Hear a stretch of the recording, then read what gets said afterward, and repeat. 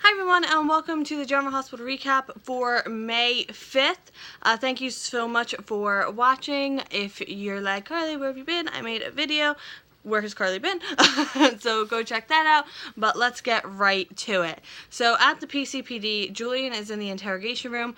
Jordan comes in. Scott's late, apparently, and Jordan tells him that the DA is dropping the kidnapping charges, and Julian asks why, and Jordan says because of Alexis. Jordan tells him that Alexis said he lied, and there's no primary witness, so there's no indictment.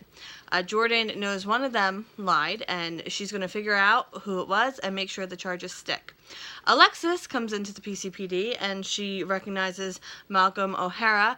He is, I believe, one of the bar members or someone who was supposed to be at the hearing that she canceled. So he's meeting with Diane about her suspension, but he has to reschedule because something came up. So she asks him for a second. He says the odds of her getting her license back haven't improved because of Julian. And he brings up the meeting she pulled out of last minute, and she says it was for personal reasons. She doesn't understand how her Julian statement is a detriment, and she tells him what happened, the truth, not aiding and abetting, and trying to help. But Malcolm doesn't have any more confidence that she's going to get her license back. Alexis and Julian make eye contact after she's done talking with him, and she asks how he's doing. He thanks her for what she did for him. She says she just told the truth. She wants honesty. He's skeptical. He doesn't want her to ruin her life again because of him. So he wants to take responsibility for her downward spiral. She gave him everything, all the reasons to be better, and he says he screwed it up. She doesn't deserve this, and she says that she's glad he showed himself to her. So she tells him the DA isn't pressing charges against her, but her law license is still in the air. She has faith it'll all work out, though, and he's like super sorry. Jordan comes in and is like, "What? Why are you two talking? What's happening? What's going on here?" And Julian says it's his fault, and now Jordan thinks Alexis is in on this with Julian, and she calls her codependent and asks what happened to her pride. Even brings her daughters into it, and I'm like, okay, Jordan, like, just a little bit, take it down a little bit. At General Hospital, Hayden calls Tracy to thank her for what she's done for her. Brad hears her, and Hayden says Tracy left, and then he turns the conversation over to Finn, and he says, not to count on his recovery. So Hayden says that she has every confidence in Finn. He feels victimized because he helped formulate the drug, and he feels Finn didn't do right by him, and he's out a condo. Okay, am I just, like, under, I can't, not giving him enough credit, but, like, he was literally, Finn was working on this formula for years. Brad came in at the last 5 seconds, and yeah, he contributed to it, but, like, I don't know, I feel like even if there were profits, he wouldn't be entitled to 50% of them. Like, I don't know, maybe I'm just remembering wrong, or, like, I don't know. I don't trust in my own mind when it comes to stuff like this. So, I don't know. It just seems like Brad is making, like, a huge deal out of this. But that's Brad. I don't know what to expect. So, Brad misses the fact that... so he kept saying something about his numerous acts of kindness and charity, but that doesn't mean you get compensated. Like, that in itself, like, means you don't. So I don't know what point he was trying to make there. So he's worried that Finn is getting a pass because of his donation that saved the hospital, and he says he'll blow it again. He's a junkie and a jerk, and I'm like, well, you're judgmental, so I guess all the J's are covered. And he guarantees his arrogance will mean he loses everything, and I'm like, what are you, on a soap opera or something? Come on. So Obrecht learns Tracy is gone, and Hayden stops Obrecht from doing whatever she's going to do. She thought she could maybe get on the board, possibly. Then the conversation goes back to Finn, because nobody has anything else to talk about. I'm like, leave the guy alone already. He's just trying to recover. So Hayden has her little dig and leaves.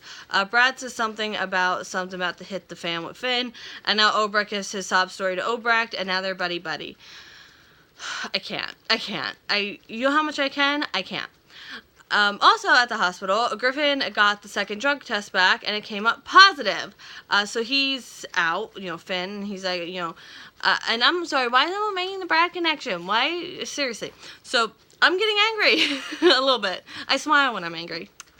So he says, Finn says he hasn't been using and that someone must have tampered with the test. But Griffin says that he has to start termination, but Finn just asks for some time. Do another test and he can oversee every second of it. Hayden comes in and Griffin says he can. So she says someone is setting Finn up. And and they can prove he was set up as well. Would that satisfy the board and not terminate Finn? So Griffin and Hayden and Finn come out of the office. He's loudly saying he'll do a third test, Griffin is. And Brad comes over and it's like, this is an outrage. And I'm like, you're an outrage, Brad. So Brad is throwing a fit, and he says Finn is jumpy. He's not, though. And Obrecht hops on the bandwagon, too. Brad calls Finn selfish and is, taking this super personal again. And, he lays into him, and he's like, there will be consequences. He can't even stop. And Griffin tells him to get back to work. Seriously. So Brad says to Hayden that there's illegal substances in Finn's system, and you still believe him. Yeah, she does. She does. At the Metro Court, Carly and her lawyer are going through things. Carly asks what she and Sunny were talking about when her and Diane left the room. So she's like, just normal, talking about ending things before trial, all that stuff. And Carly's like, yeah, that's not gonna happen. So Michael comes in. He asked to look at the petition, and he asked Carly if she's really going to go through with all of this. So she says, she almost didn't, but the Jacks thing sent her over the edge. Michael thinks it'll take at least 2 years for Sunny to get back in the country.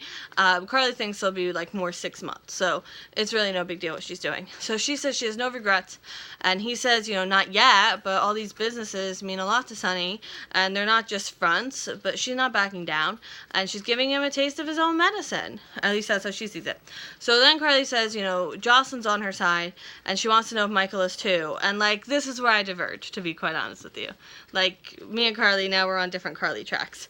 So Michael won't take any sides. He doesn't want her to wage war. That'll hurt her and everyone else in between. And she won't listen to him on this. At the preschool, there's a preschool now. Ava is looking at a picture of a boat and thinking about Sunny going off with that lady Martina. She doesn't know that yet. Sunny comes in and she wants to present a united front to the administrator, and he'll do his best. So she says she saw him at the Haunted Star last night. And, does he think it'll hurt his case when Carly finds out? And she doesn't even know that woman is Carly's lawyer yet. So he warns her away from his personal life. And she just says she's happy he's free of Carly. And, she's happy for him. And I'm like, yeah, okay. So Ava wants details. But the lady comes in and they have their meeting. But the lady says there's no room for Avery at the preschool.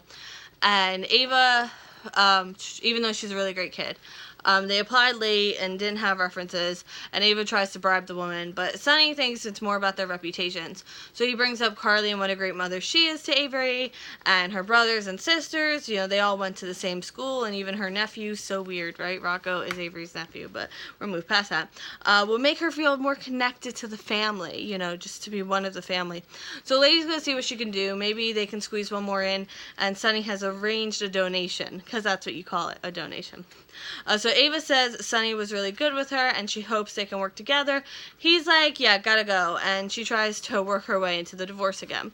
At Sunny's, Michael's there when Sunny gets home and they have a small conversation about Avery and then brings up the divorce. Michael wants him to not push back because Carly's just going to push harder. But Sunny won't have it though. But I kind of think Michael has a point with this. And I don't think he's thinking of it this way, but it's the way I'm thinking of it. Maybe he is. I don't know what he's thinking. But Carly wants a fight. That's why she's pushing this. So if Sunny just was like, you know what, fine, take everything and doesn't put up a fight, would it really be as satisfying to Carly that he just handed it all over and gave in to her? Probably not. So I'm just putting that out there. So back at the Metro Court, Martina comes in to talk to Carly. She tells her again, this divorce will be horrible. Earth will be scorched. Ava runs into her and recognizes her.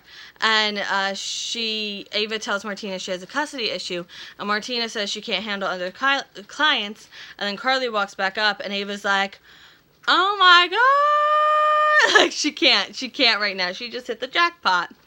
And now end scene. Alexis wants to leave and Jordan tries to talk to her more, but she doesn't understand how Alexis can love Julian. Brad makes a call so he can do the samples himself. Griffin and Hayden and Finn go into Griffin's office. Griffin's not happy because, like, this whole thing's going to be bad for someone, either Brad or Finn or even him, maybe. Michael wants Sonny to push the hearing date back and, give him and Carly time to cool off, remember their life. And he says Carly will win if he pushes this now. He'd be under scrutiny for Rico, and he'll have to be outside the country. And I think this is just firing Sonny up, which, whatever. So Ava is holding a lot of cards knowing about Sonny and the divorce attorney. So, we'll see how that goes. So, that is it for the 5th General Hospital recap. I hope you have a great day, and I will see you later. Bye!